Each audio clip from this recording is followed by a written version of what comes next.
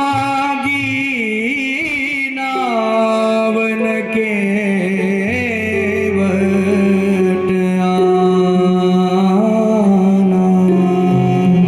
What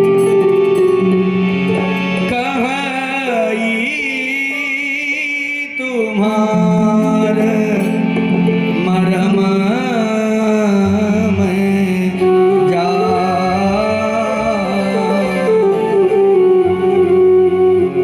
मरम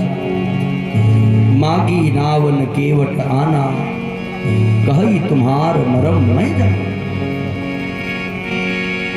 केवट कहता है स्वामी मैं आपके मरम को जानता हूं। राम जी कहते हैं केवट भैया हम आपकी बात समझ नहीं पा रहे हैं, आप कहना क्या चाह रहे हैं। केवट कहता है प्रभु मैंने जो अभी अभी कुछ दिनों पहले सुना है कि आपके चरण में ना स्त्री बनाने की कोई जड़ी लगी है। राम जी ने कहा केवट ऐसी तो कोई सूचना हमें नहीं। लक्ष्मण जी उस सभा से थोड़ा सा दूर आके नैन तिरछा करके केवट की तरफ देखते हैं। तुझे मैंने कल बताया था कि ये कौन है, शाम को मैंने तुझे बता दिया था कि ये कौन है, और इतना जानने के बाद भी तू इस परम पिता परमात्मा से ऐसी बातें कर रहा है।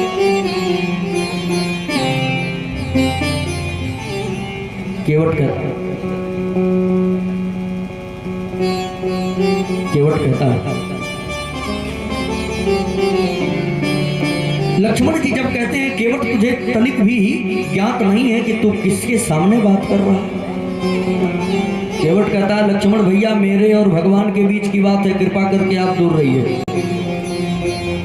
और आप ना कम नहीं हैं, आपको लगता होगा कि मैं आपको नहीं पहचान रहा हूं, लेकिन मैं आपके पूरे खानदान को जानता हूं। लक्ष्मण जी ने कहा जितना अपमान मेरा जनकपुर में नहीं हुआ उतना तो केवट कर रहा है। राम जी से कहते हैं भैया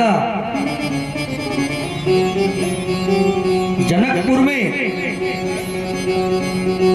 जो क्षमता हमने अपनी दिखाई थी यहां भी दिखाएं क्या। केवट अभी समझ नहीं रहा है मेरे बारे में। राम जी से लक्ष्मण जी कहते हैं अगर एक बार मैं अपने कठोर शब्द का प्रयोग कर दूं केवट न, तो न नौका रहेगी न तू रहेगा, सिर्फ बोल दूंगा। मैं रघुवंशी ठाकुर हूं केवट, और मेरे वचन में जानते हो कितना दम है।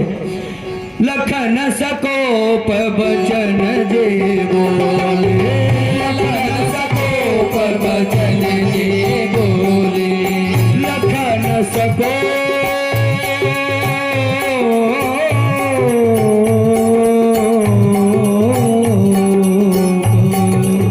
लखन सकोप बचन जे बोले, लखन सकोप बचन जे बोले, जगमगाई महिदी गज डोले, जगमगाई महिदी गज डोले, जगमगाई महिदी गज डोले। केवट जानते हो मैं कौन हूं। अगर मैं एक बार बोल देता हूं ना तो ये धरती कांप जाती है। केवट ने कहा मैं आज से नहीं, आपको मैं पिछले जन्म से जानता हूं आप कौन हो। राम जी ने कहा केवट पहले लक्ष्मण से ही बात कर लो, अब तो विलंब हो ही रहा। केवट कहता है प्रभु बस कुछ देर आप रुक जाइए, थोड़ा मैं इनसे भी बात कर लूं। इनके अंदर बड़ा अपने रघुवंशी होने का जो प्रतिभा स्थापित कर रखा इन्होंने ना, जरा उसका भी परिचय मैं करता हूं इनसे। केवट कहता है लक्ष्मण भैया मैं पढ़ा लिखा नहीं हूं, और आप अयोध्या के राजकुमार हैं, महाराज दशरथ के पुत्र हैं आप, और अब आपके मैं पिछले जन्म की कथा बताता हूं। केवट कह रहा है भैया पूर्व जन्म में ये जो आज तपस्वी के वेश में घूम रहे हैं ना, जिन्हें आप भगवान कह रहे थे, इन्हीं का एक अंश विष्णु के रूप में विराजमान था। और आप जो बड़े सीधे साधे बन के जंगल की यात्रा पे निकले हैं ना, आप उस समय सहसा अवतार शेषनाग थे और ये तपस्वी विष्णु के रूप में आपके ऊपर आसन जमाए थे। और ये जो मेरी माता जी पीछे खड़ी हैं, ये लक्ष्मी के रूप में इन्हीं के चरण की सेवा कर रही थी। उसी क्षीर सागर में ये केवट कछुआ था, कछुआ था। और केवट बहुत प्रयास करता था कि मैं भगवान के चरण को स्पर्श कर लूं। लक्ष्मण भैया, जब जब ये केवट भगवान के चरण तक जाने का प्रयास करता था, उसी समय आपके सैकड़ों जो फन थे, उन्हीं फनों से लंबी फुफकार निकलती थी और ये कछुआ डर के भाग जाया करता था।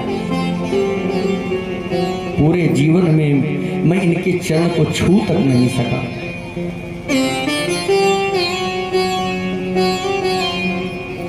लक्ष्मण जी ने कहा, केवट तुझे इतना सब ज्ञान कैसे है, कैसे तू सब जानता है? केवट ने कहा, मेरे में इतना सामर्थ्य नहीं है, मैं तो कुछ भी नहीं जानता। जिसको भगवान समझाना चाहते हैं, जिसे अपनी बात बताना चाहते हैं, वो बिना पढ़े भी ज्ञान को ग्रहण कर लेता है। महाराज, केवट कहता है, ये जो राम जी हैं सो जाने ही देहि जेहि देहु जनाई। जिसको ये बताना चाहते हैं ना, वो स्वयं जान जाता है। और मुझे ये ज्ञान है कि मैं पिछले जन्म में कछुआ था। राम जी मुस्कुरा रहे हैं, केवट सब बात सही है, लेकिन मुझे बहुत दूर जाना है और मेरी यात्रा का जो समय है ना, बहुत सीमित है। भैया मुझे पार कर दो। केवट कहता है, प्रभु मैं तो नाविक हूं, मेरा तो काम ही है गंगा पार करना। लेकिन मैंने जो सुना है कि आप कोई साधारण नहीं है, आपके चरण में स्त्री बनाने की जड़ी है, और अगर आपके पैर से पत्थर से स्त्री प्रकट हो जाती है तो मेरी नौका तो लकड़ी की है और जल्दी इससे स्त्री बन जाएगी। पत्थर तो कठोर होता है। और महाराज, ये नौका ही मेरे जीविकोपार्जन का साधन है। इसी से मैं अपने घर परिवार चलाता हूँ। और कहीं आपने चरण रखा और ये लकड़ी की नौका स्त्री बन गई, तो जो हमारे घर वाली है ना, उससे देवासुर संग्राम शुरू हो जाएगा, लेके जाएंगे।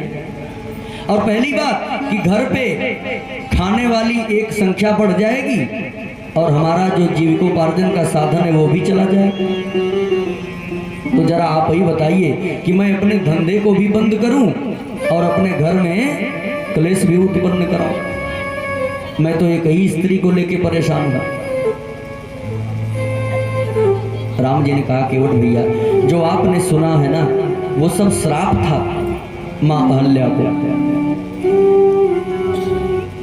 केवट कहता, नहीं प्रभु, देखिए मुझे आपके चरण में जो रज लगी है ना, उससे मुझे डर है और मैं ऐसे अपनी नौका में बिठा नहीं सकता हूं। आप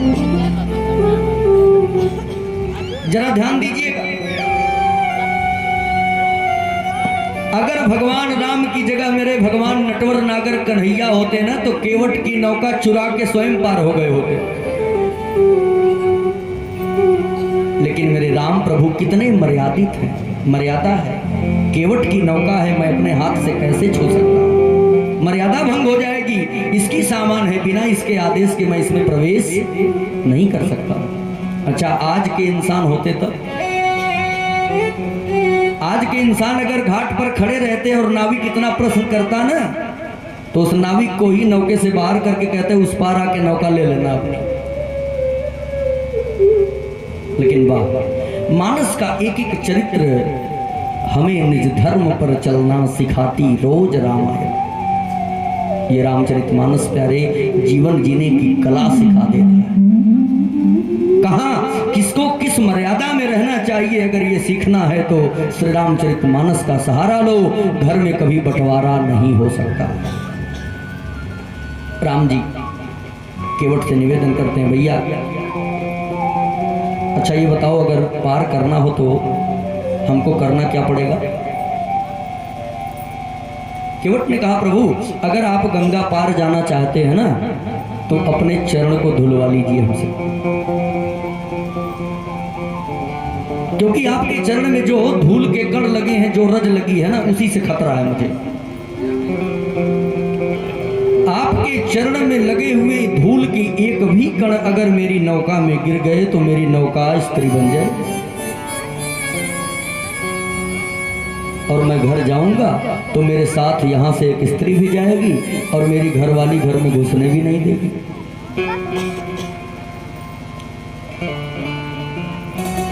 राम जी बड़ी सोच में पड़ गए। केवट ने कहा प्रभु मैं आपके चरण को धुलना चाहता हूं। लक्ष्मण जी ने कहा केवट इनके चरण को छूने के लिए ब्रह्मा विष्णु महेश जोगी तपस्वी मुनि साधक जन्म जन्मांतर कल्प कल्पांतर तपस्या करते हैं तो जाके मेरे राम प्रभु के चरण को छू पाते हैं, और तू कहता है कि धुलेगा। महाराज जनक ने मैया जानकी जैसी पुत्री का कन्यादान किया, उसके बाद भी मेरे राम प्रभु ने अपने दाहिने पैर के सिर्फ एक अंगूठे को धुलने का सौभाग्य दिया है, लेकिन केवट कहता है कि मैं दोनों पांव धुलूंगा। प्रबल प्रेम के पाले पड़कर प्रभु को नियम बदलते देखा, अपना मान भले टल जाए